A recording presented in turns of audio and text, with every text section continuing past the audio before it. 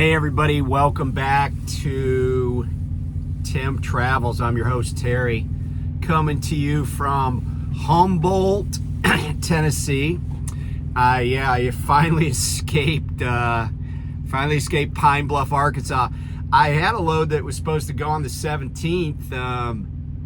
I didn't get it till yesterday. Today's the 19th, and I brought it here to Humboldt, exactly at the same place I'm at. So I always like it when I'm dropping off and picking up at the same place. And I got here early enough, so I've already gotten my 10 done. I PC'd over to Walmart, did some shopping, and I had to go to an auto parts store too. Then I went and had me some Taco Bell. Not, exactly what I was hoping for today, but I didn't see any Chipotles around. I kind of wanted Chipotle. My load was supposed to be ready 34 minutes ago, but it's funny, on that load out of Pine Bluff, I made, I had been sitting around there, but I still did fine last week because I didn't buy much fuel, and so I think I netted out like $1,800 on my settlement today. So I'm happy that I sat around. I got a little bored, but it beats having my truck in the ditch. And I wasn't negative. I wasn't in the hole, so it's all good. The load I picked up though, they didn't even, it was supposed to be ready on the 17th, and I could tell from the paperwork that they didn't even have the product on the 17th because it was chicken. And you get a certificate of when the animals were processed, harvested. They use all these euphemisms for slaughter. Nobody likes the word slaughter. But anyway, so I brought that over here last night. I was a little worried about the roads. I was careful. I will say that in Arkansas, I came up 5:30, went across 40. 40 was basically dry, and the temperature was hovering right around freezing. When I got into Tennessee, especially going through Memphis, it wasn't bad. First of all, there wasn't a lot of traffic. And I crossed the river, the Mississippi, on 40, and it was mostly a little bit of road spray. I didn't see anything that was super scary. I didn't feel like I lost traction or anything, but I will say I had help from about 1,000 truckers who I like to refer to as the guinea pigs, because everybody passed me. And you know what? Every time somebody passes me, I can see them for a while. I can see what they're doing. They're going faster than me. I'm just like, okay, I'm going to watch and see what happens to this guy. And, people just kept coming and coming and coming. Heck, I got passed by it feels like 20 Hobby Lobby trucks. But anyway, my vest is falling off here because it's like super big in case I have to wear several layers. So let's do some history today. Today is the 19th of January. Some interesting birthdays today. Two of the great female singer/songwriters ever in America were both born today. They were born 3 years apart. The first one is the awesome Dolly Parton, and the second one is Janis Joplin. Obviously, Janis Joplin died when she was 27. Interestingly, Jimi Hendrix also died when he was 27. But she did leave her mark. She certainly left her mark on music. And who else was born? Oh, the French artist Paul Cézanne was born today. He was a post-impressionist artist. Not well received during his lifetime, but super influential on later 20th century artists and the movement called Cubism. But Yeah, Paul Cézanne, born this day in, I believe, 1846.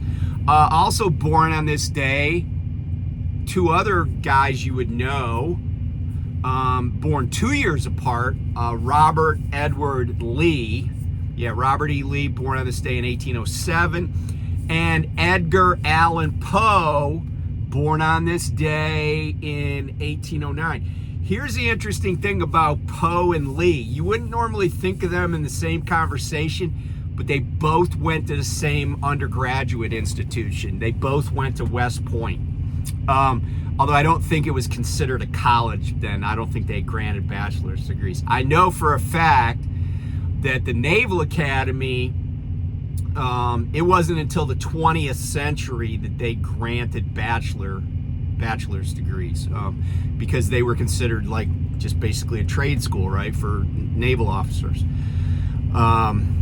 And so anyway, that's some interesting stuff. The other interesting thing is, I think in 1975, President Ford gave a pardon to a woman whose name I can't remember, but she was referred to as Tokyo Rose.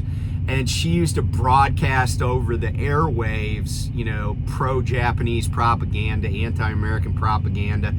And, you know, but she was considered like a war criminal. And so President Ford pardoned her. She was a propagandist. You know, there was others like Lord Haha and I can't remember all the names. The one that I remember the most, though, that gave me the most joy and entertainment was the dude during the war in Iraq, that would come on and he'd be like, you know, the forces of the Republic of Iraq have slaughtered thousands of these American pigs, and it was quite hilarious. Baghdad Bob, I think that's what people called him, but he was always in military uniform. That was crazy. So anyway, that's what happened on January 19th. Okay, so let's talk about, because I saw a message today that went out about AntiGel. Okay, so let's talk about AntiGel a little bit. So in my history of trucking, I've worked for a couple of companies that were based in the upper Midwest. One of them was based in New Ulm, Minnesota. So they're kind of used to cold weather. And that was J&R Schugel. And when I was at Schugel, we used to get our AntiGel. In fact, we got all our beverages for the truck at the terminals. They just would fill up jugs, right? I was a company driver, so I would get oil. I would get windshield washer fluid, and I would get AntiGel at the terminal. You could also get DEF, but I never did that. But anyway, their guidance was, you don't need AntiGel. You don't need to use AntiGel unless it's going to be below 15 degrees. Now, here's the thing. And I think this is kind of misunderstood. 15 degrees means 15 degrees Fahrenheit. Wind chill is not a thing when it comes to machinery. Machines don't give a crap about how hard the wind's blowing, okay? And I even went to the National Weather Service's website to look at a calculator on wind chill. And even in their calculator, it says what the temperature would feel like to your body, to your skin. So animals are subjected to wind chill. Human beings are subjected to wind chill. A convection oven works because the hot air being blown around cooks the food, but it doesn't make the pan that the food is in any hotter. Okay, air movement does not impact machinery. Okay, so here's an example. It could be 32 degrees, so basically freezing. But if the wind's blowing really hard, like say you're in Wyoming, it's 32 degrees, and that's going to be as cold as it gets, but the wind is blowing like 50 miles an hour. Well, the wind chill is like, at that point, is like 14.4 degrees. That's what it feels like on your skin. But do you need AntiGel? The answer is no. Now, there are people that say, oh, well, you need AntiGel anytime it's below freezing, 32 degrees or 0 degrees Celsius, centigrade. I say no. Now, you might, there are people that say, well, why risk it?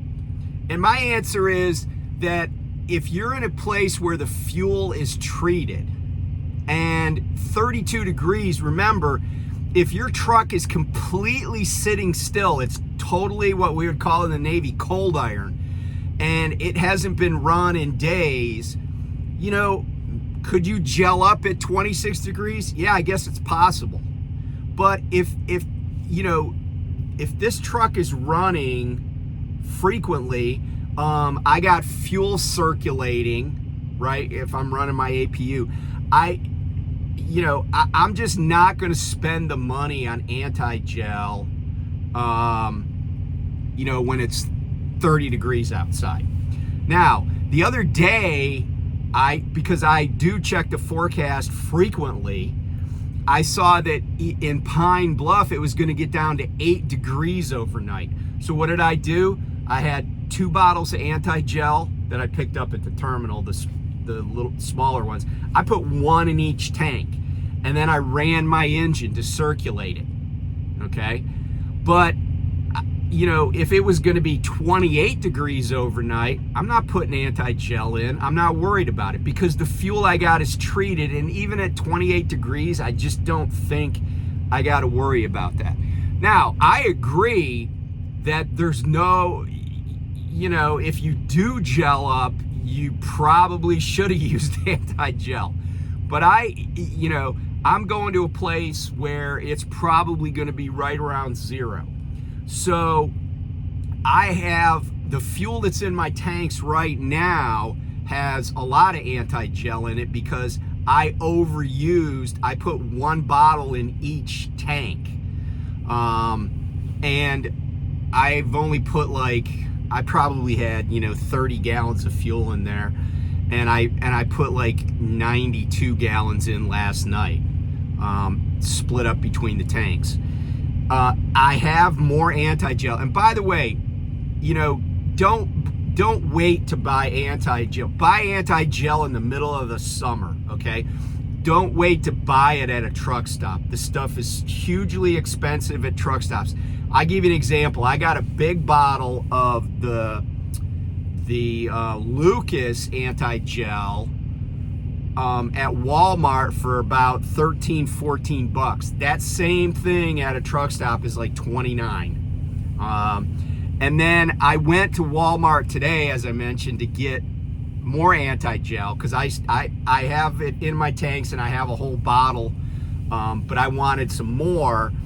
And they were out at Walmart here in Humboldt, so I went down the street to O'Reilly Auto Parts, and they didn't have exactly what I was looking for, but they had bottles of that House Diesel Treat. Now, the House Diesel Treat is an AntiGel, but it's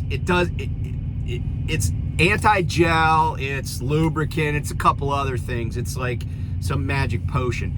1 bottle of the House, which I think is probably a quart and a half or whatever, it treats 320 gallons of fuel.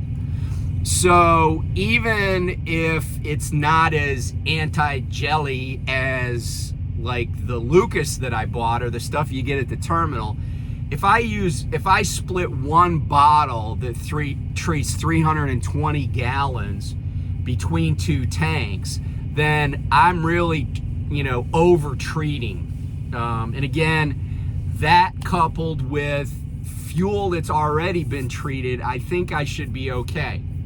And I bought 2 of those like 1.5 quart bottles for $30. So at O'Reilly. So even if, you know, if you go to Walmart and you can't find something, you know, go to an auto parts store, because they're still always going to be cheaper. You know, never buy the consumables at a truck stop unless you got like points or whatever, I guess. But don't buy windshield wipers, you know, fluids, stuff like that. Don't buy that at a truck stop unless you like spending money. Go to an auto parts store. And by the way, these trucks, these windshield wiper blades, they're not special. They're the same thing as you'd have on a pickup truck. And get you some good winter wiper blades. And you'll save money by not buying at a truck stop. I think everybody knows that, but sometimes we don't, you know, plan ahead, and we really should.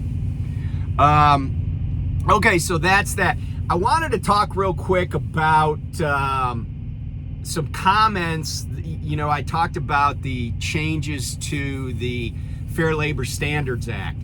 And, you know, here's the thing, and I want to, you know, a lot of people watch that video, and I think it's great. But I really wish people would understand this. I mean, if they don't, they don't. But here's the deal with Terry. Okay, Terry looks at things and then he tries to figure out like all the angles. And the reason Terry does that is because Terry was an attorney, and that's what clients pay attorneys to do. It's not whether you like a law. Like, I don't talk about laws necessarily because I like them or because I even care if they get implemented. Like, here's the deal. I'm an independent contractor at Prime. If Prime came out and said, hey, we don't feel like under this law, you know, we're going to be able to have independent contractors anymore, so we're going to convert you all over to company drivers. If they said that, I'd be like, oh, okay. And then I'd quit. You know, I'd turn my truck in. I'd go to a different company. I don't want to be a company driver at Prime. You know, I was a company driver at a company I liked. I came to Prime to be, you know, an independent contractor. So if they said, oh, you know, but I wouldn't be like, oh, the sky is falling, they're destroying the trucking industry, the economy's gonna crap the bed, you know, and I'm just not buying it, okay? And here's the thing, right? Like, I don't care one way or the other. I will tell you that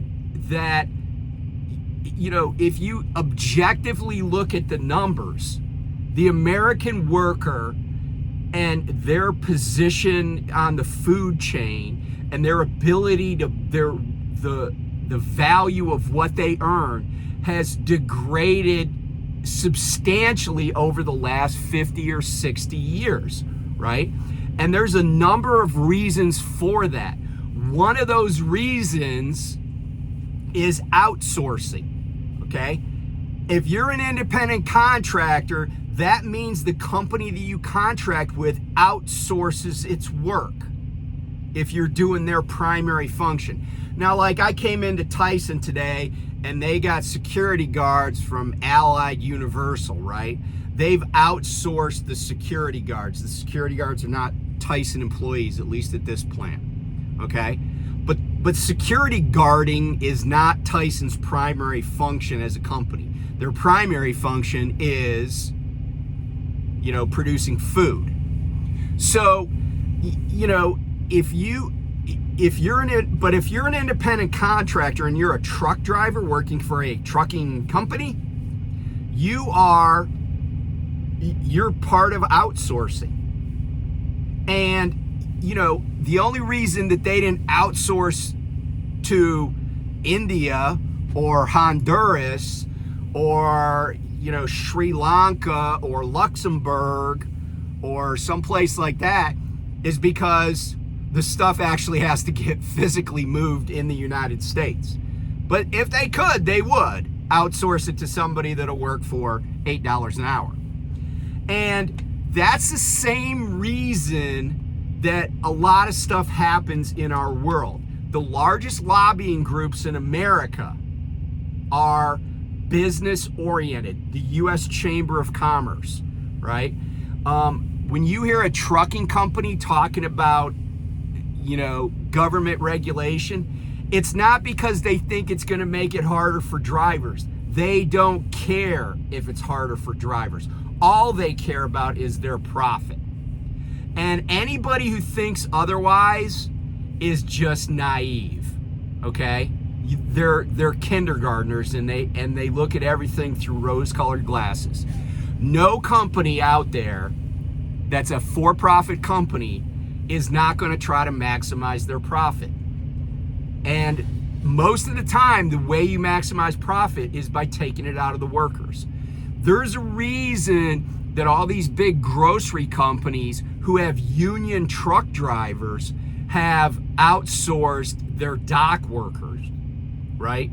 Because a company like, Capstone, that's owned by a hedge fund. That's true. It's a hedge fund out of Miami. You can look it up.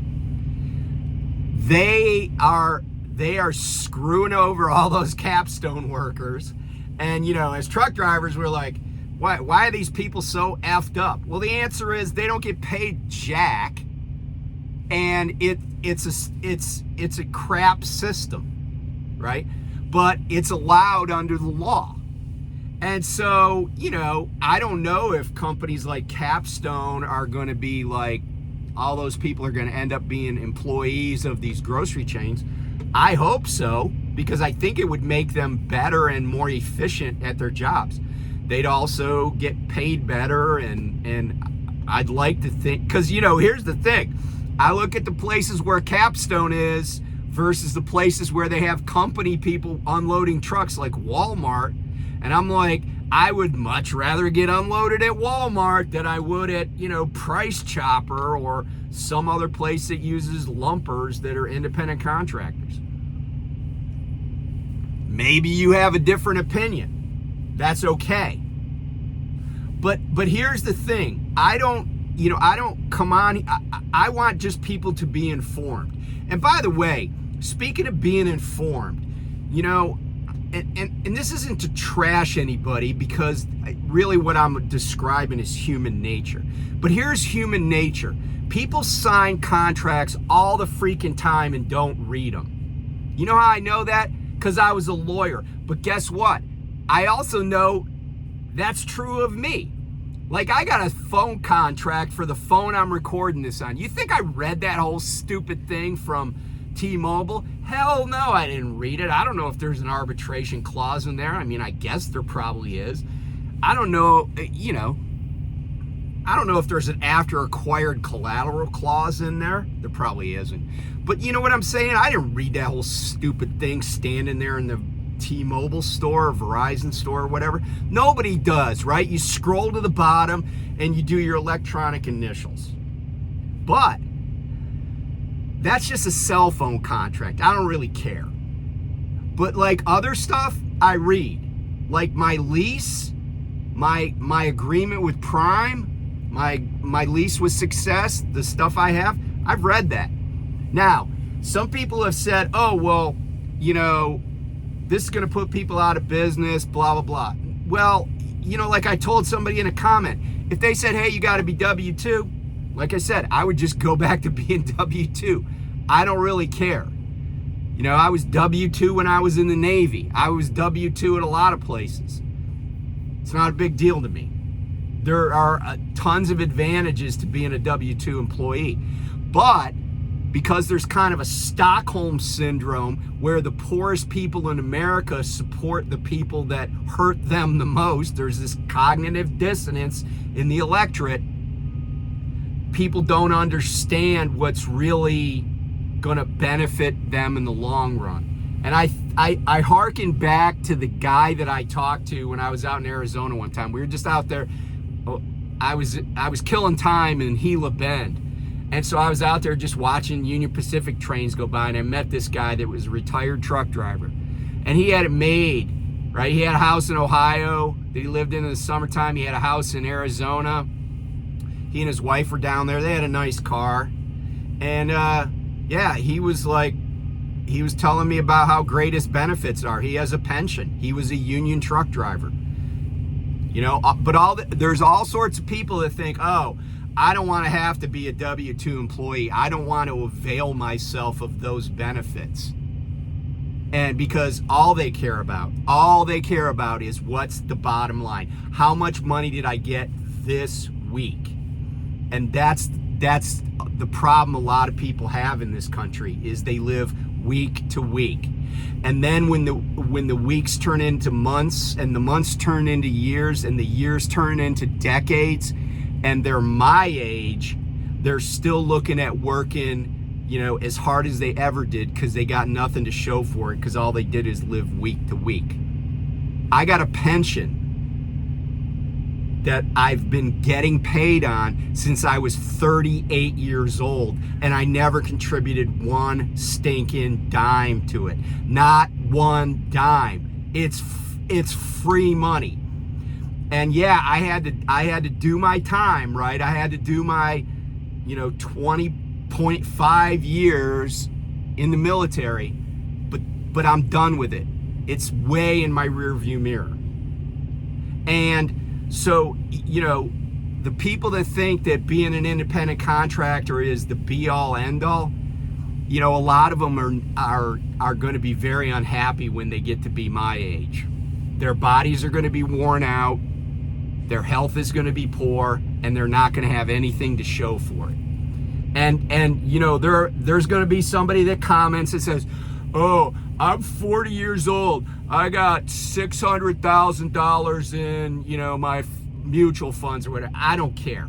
Because if that's true, you're a huge, huge outlier. The numbers don't lie. We got people in this country, 17% of new car payments, like in the past year, 17% are over $1,000 a month. I was talking to a buddy of mine. He's a retired Master Chief. We were talking just the other day. He was talking about, and he could afford this. I know he could. But he was going to buy a truck for his business, but he couldn't get what he wanted for less than $70,000. And he really wasn't wanting a lot. He just wanted a 4-wheel drive, 3/4 ton, Chevy pickup truck or whatever. He's like, I'm not paying that much. He goes, I'll just do without. And I said, yeah, man. I said, that truck costs more than my first house. I bought my first house at 24. That truck cost more than my first house. It's insane. And there are a lot of people, though, you see them every day, they're driving the $80,000 pickup truck. And, and I know I'm kind of getting off on a tangent here, but I just call balls and strikes most of the time. I have opinions about everything, and you know what my opinions are. But, if you don't like the law, then, vote somebody in that's going to change it. If you don't like how federal rulemaking is, there are processes for it. But I don't care one way or another. I'm happy where I am, but I could be happy elsewhere. Why? Because even though there are certain things I want to accomplish and I want to do and I want to have extra money for, my financial future is not in jeopardy. I have dirt cheap health care. I pay about in 10 years for health care what most people pay in a year. And, most of the time, if I go get a prescription, it's free. I mean, I don't go to the doctor very often, but it's like, I don't worry about that. I don't worry about being wiped out by an illness, and there's a lot of people out here that are independent contractors, but it's just Stockholm syndrome. They think somebody's doing them a favor by letting them be an independent contractor.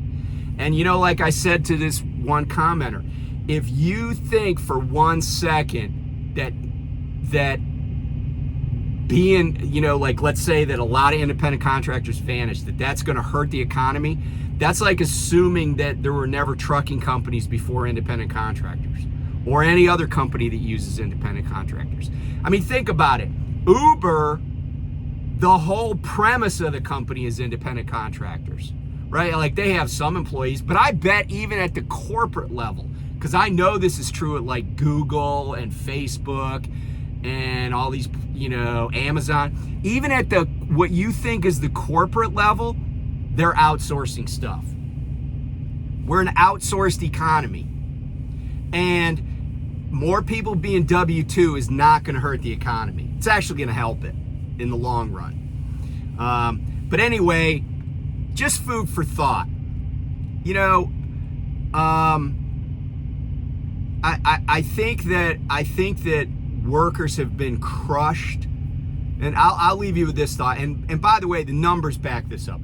Workers have been crushed over the past 50 years, and it's not because of what people would call liberal policies. It's not because companies were made to like not pollute. Companies were made to pay people for hurting them, you know?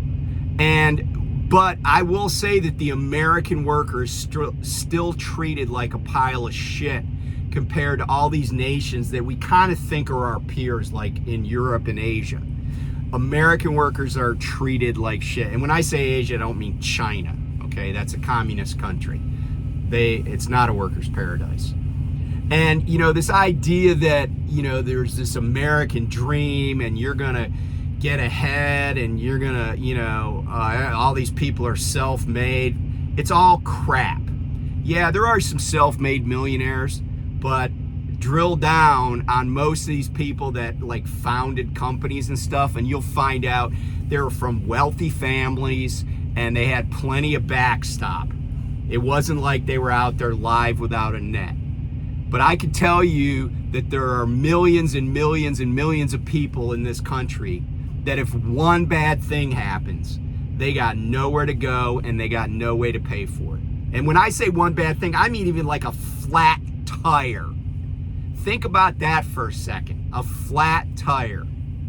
Not on a truck, I mean just on a car. You know? If their stove, their range quits working, they're out of luck. They're gonna hope that a friend has a hot plate. That's how a lot of people in this country live. And strangely enough, a lot of those people think that, you know, stuff like we're talking about, like improving conditions for workers, is a bad thing. It's the Stockholm syndrome in huge terms. So anyway, thanks for listening to my rant. I'll let you know how this goes. I know it's going to be cold when I get up there to Illinois, but I kind of wanted to get out of the South. I've said this before, I'd rather be in places that are used to having snow and ice and know what to do about it. So anyway, I will talk to you guys soon. Happy Friday.